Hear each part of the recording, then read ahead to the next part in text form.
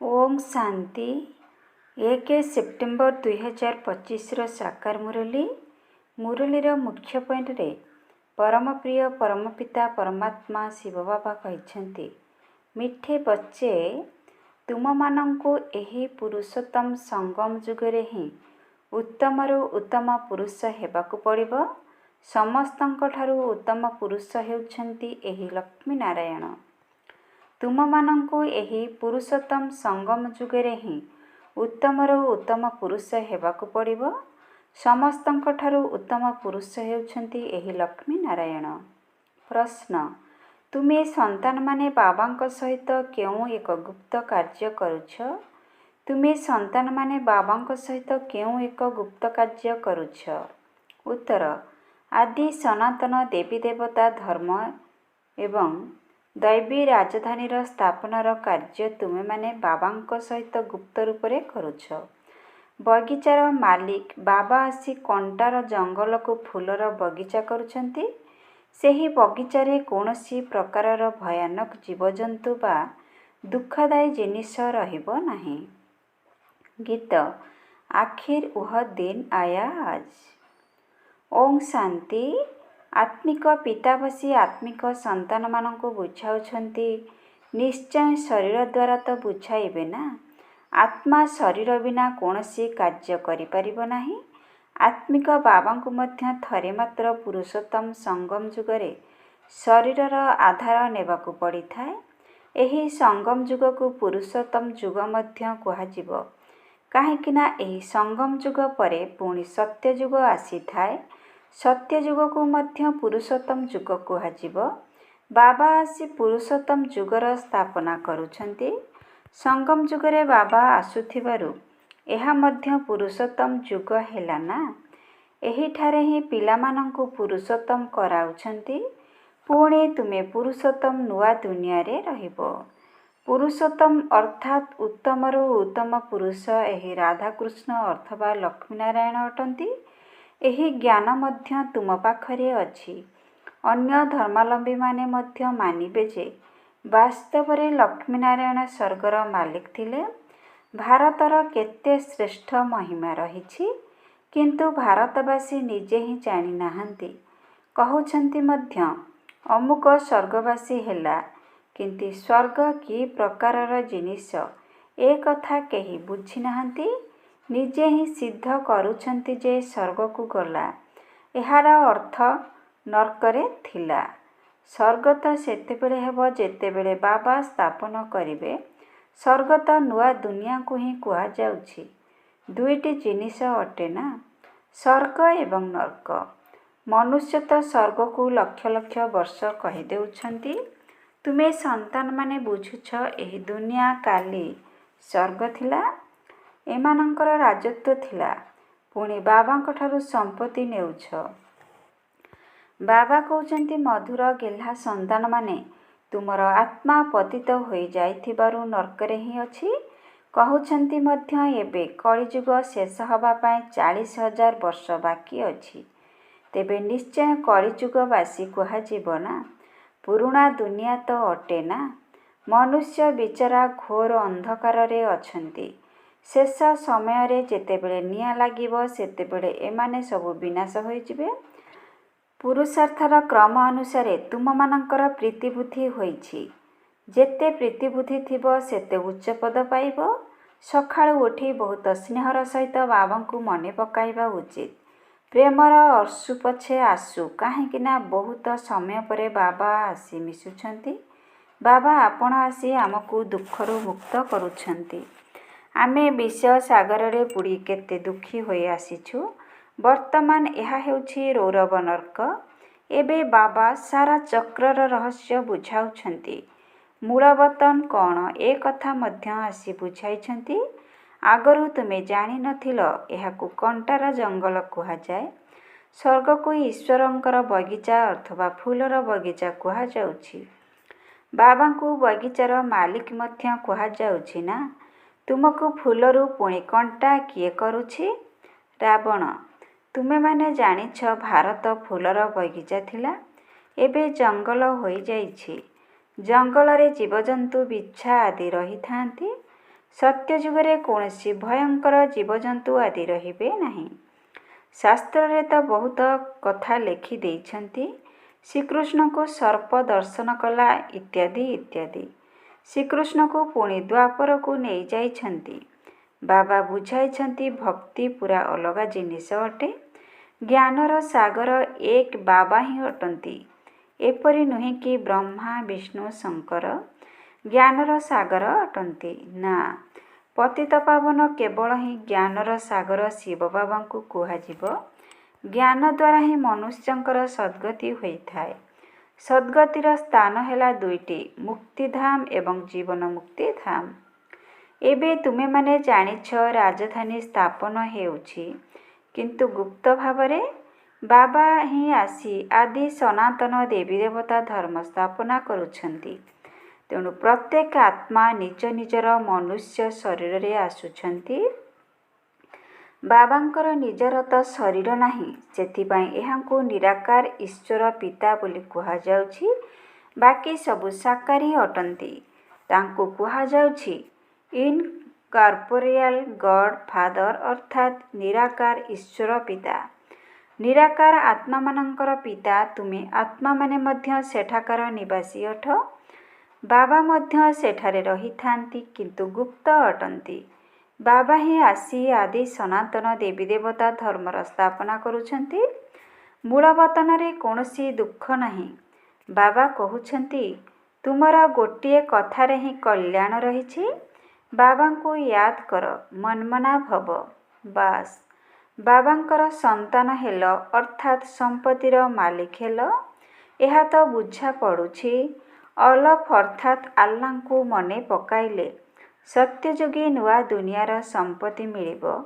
ଏହି ପତିତ ଦୁନିଆର ବିନାଶ ମଧ୍ୟ ନିଶ୍ଚୟ ହେବ। ଅମରପୁରୀକୁ ଯିବାକୁ ହିଁ ହେବ।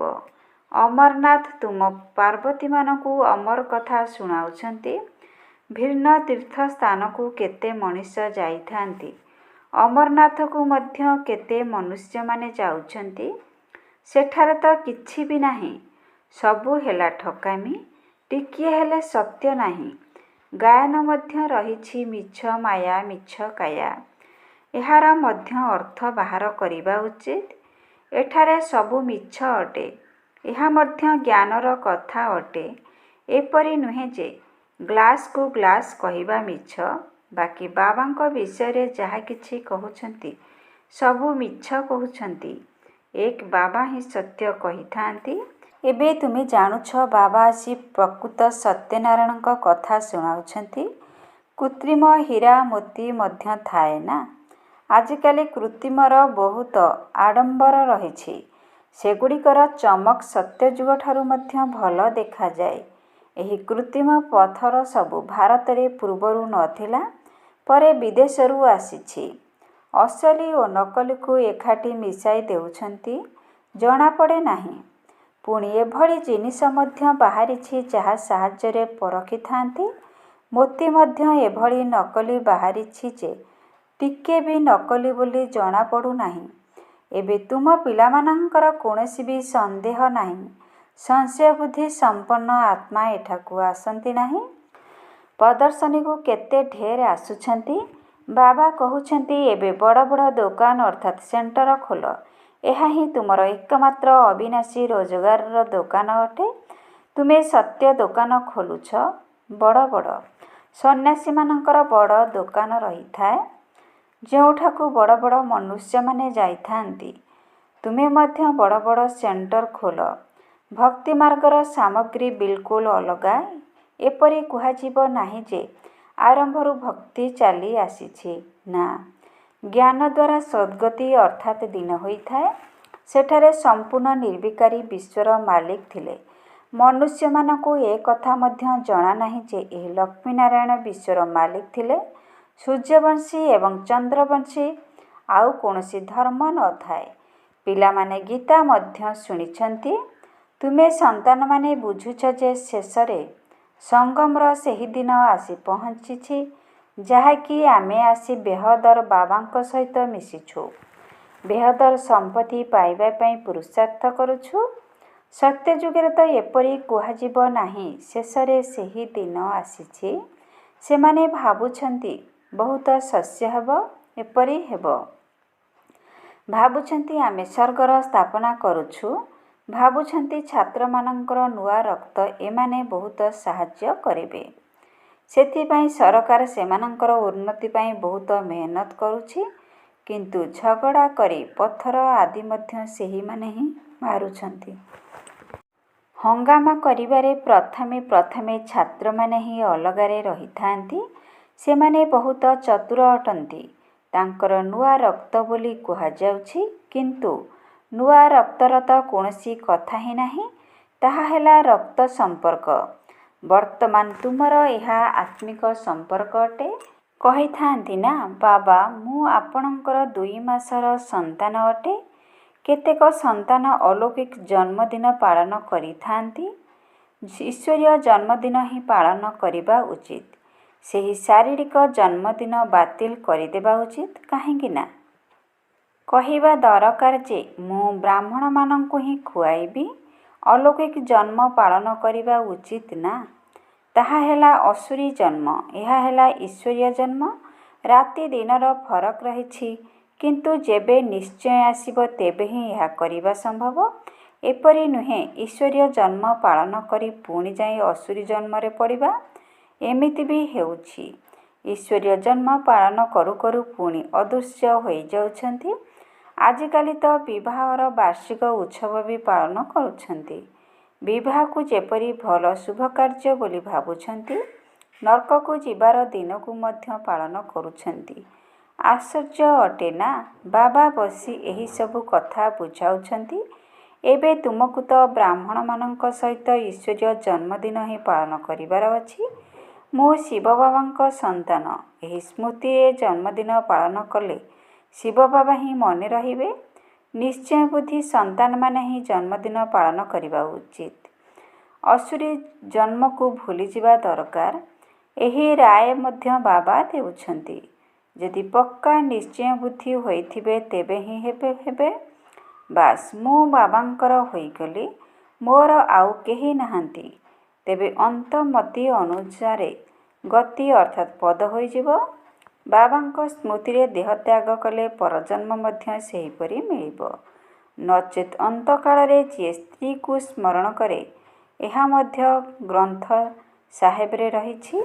ଏଠାରେ ପୁଣି କହୁଛନ୍ତି ଅନ୍ତ ସମୟରେ ଗଙ୍ଗା କୂଳରେ ଥିବ।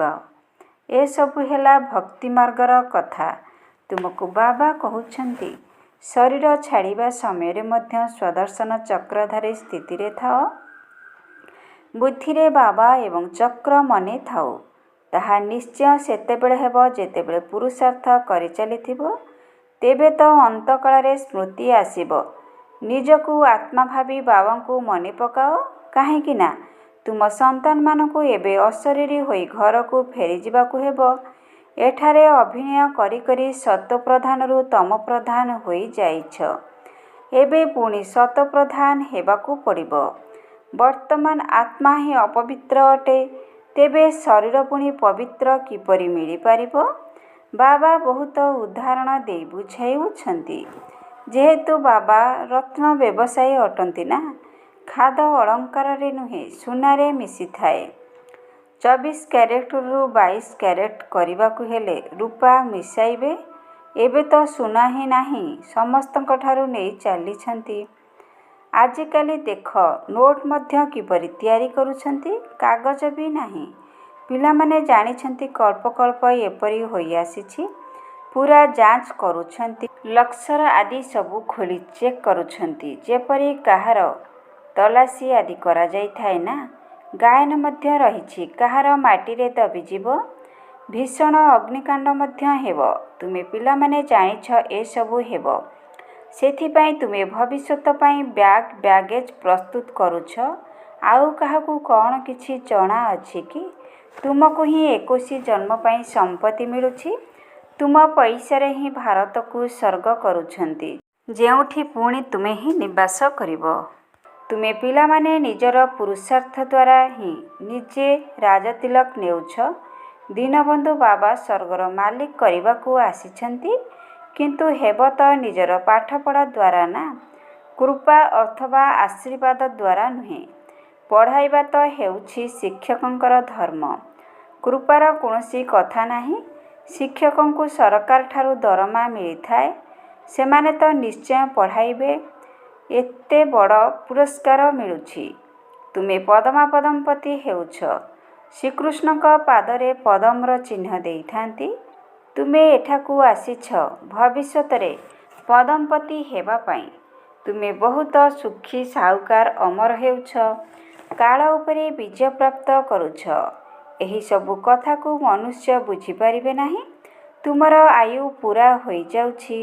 ତୁମେ ଅମର ହୋଇଯାଉଛ। ସେମାନେ ପୁଣି ପାଣ୍ଡବଙ୍କର ଲମ୍ବା ଚଉଡ଼ା ଚିତ୍ର ତିଆରି କରିଦେଇଛନ୍ତି।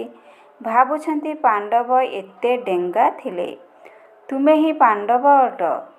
କେତେ ରାତିଦିନର ଫରକ ରହିଛି।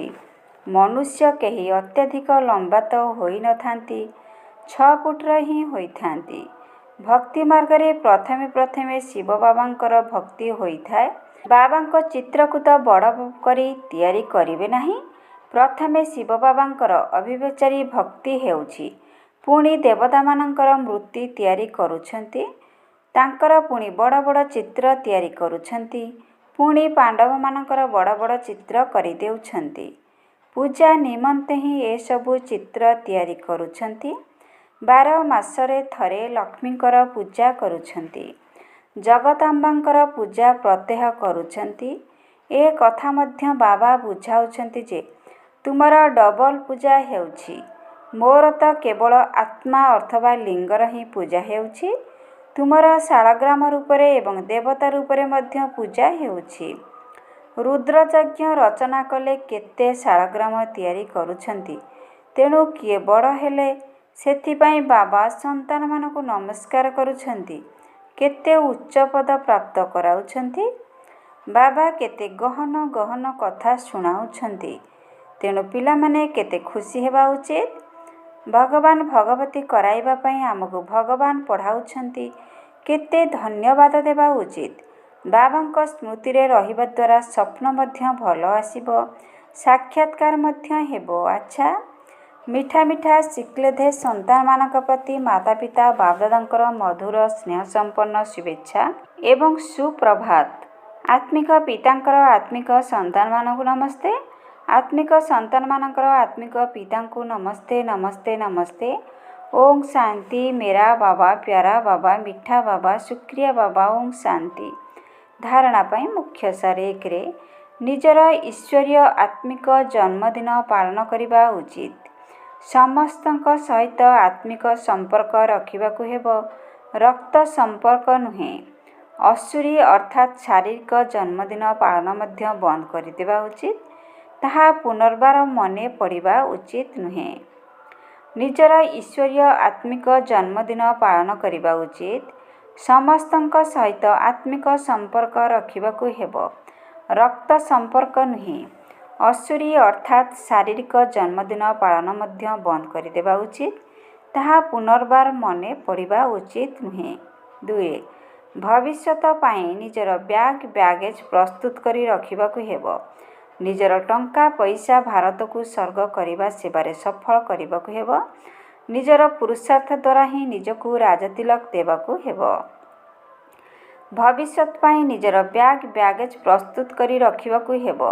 ନିଜର ଟଙ୍କା ପଇସା ଭାରତକୁ ସର୍ଗ କରିବା ସେବାରେ ସଫଳ କରିବାକୁ ହେବ। ନିଜର ପୁରୁଷାର୍ଥ ଦ୍ୱାରା ହିଁ ନିଜକୁ ରାଜତିଲକ ଦେବାକୁ ହେବ। ବରଦାନ। ସ୍ନେହ ଏବଂ ସହଯୋଗର ବିଧି ଦ୍ୱାରା ସହଯୋଗୀ ହୁଅ। ସ୍ନେହ ଏବଂ ସହଯୋଗର ବିଧି ଦ୍ୱାରା ସହଯୋଗୀ ହୁଅ। ବାପଦାଦାଙ୍କୁ ପିଲାମାନଙ୍କର ସ୍ନେହ ବହୁତ ପସନ୍ଦ ଅଟେ। ତେଣୁ ଯେଉଁମାନେ ଯଜ୍ଞ ସ୍ନେହୀ ଏବଂ ସହଯୋଗୀ ହୋଇଥାନ୍ତି ସେମାନେ ସହଯୋଗୀ ସ୍ୱତଃ ହିଁ ହୋଇଥାନ୍ତି। କାରଣ ସହଯୋଗ ହିଁ ସହଜ ଯୋଗ ଅଟେ। ଦିଲବାଲା ପିଲାମାନଙ୍କୁ ଦିଲର ସ୍ନେହ ଏବଂ ଦିଲର ସହଯୋଗ ହିଁ ପ୍ରିୟ ଅଟେ। ଛୋଟ ଦିଲବାଲା ଆତ୍ମାମାନେ ଛୋଟିଆ ସୌଦା କରି ଖୁସି ହୋଇଯାଆନ୍ତି ଏବଂ ବଡ଼ ଦିଲ ଅର୍ଥାତ୍ ବିଶାଳ ହୃଦୟବାଲା ବେହଦର ସୌଦା କରିଥାନ୍ତି। ମୂଲ୍ୟ କିନ୍ତୁ ସ୍ନେହର ଅଟେ, ବସ୍ତୁର ନୁହେଁ। ସେଥିପାଇଁ ସୁଦାମାର ଖୁଦ ମୁଠାଏ ଗାୟନ ରହିଛି। ସେହିପରି ଯଦିଓ କେହି ବହୁତ କିଛି ଦେଉଥାନ୍ତୁ କିନ୍ତୁ ସ୍ନେହ ନଥିଲେ ତାହା ଜମା ହୋଇନଥାଏ। ତେଣୁ ସ୍ନେହର ସହିତ ଯଦି ଟିକିଏ ବି ଜମା କରିଥିବ ତେବେ ତାହା ପଦମଗୁଣା ହୋଇଯିବ।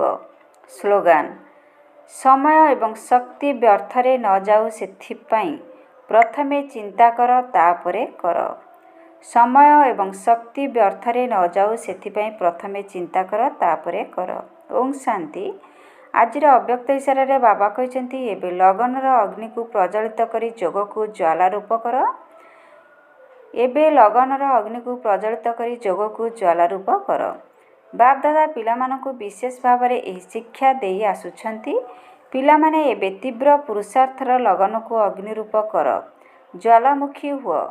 ଯାହା ବି ସବୁ ମନର ବା ସମ୍ବନ୍ଧ ସମ୍ପର୍କର ହିସାବ କିତାବ ବାକି ରହିଯାଇଛି, ସେଗୁଡ଼ିକୁ ଜ୍ୱାଳା ସ୍ୱରୂପର ଯୋଗ ଦ୍ୱାରା ଭସ୍ମ କର। ଓଁ ଶାନ୍ତି, ଓଁ ଶାନ୍ତି, ଓଁ ଶାନ୍ତି।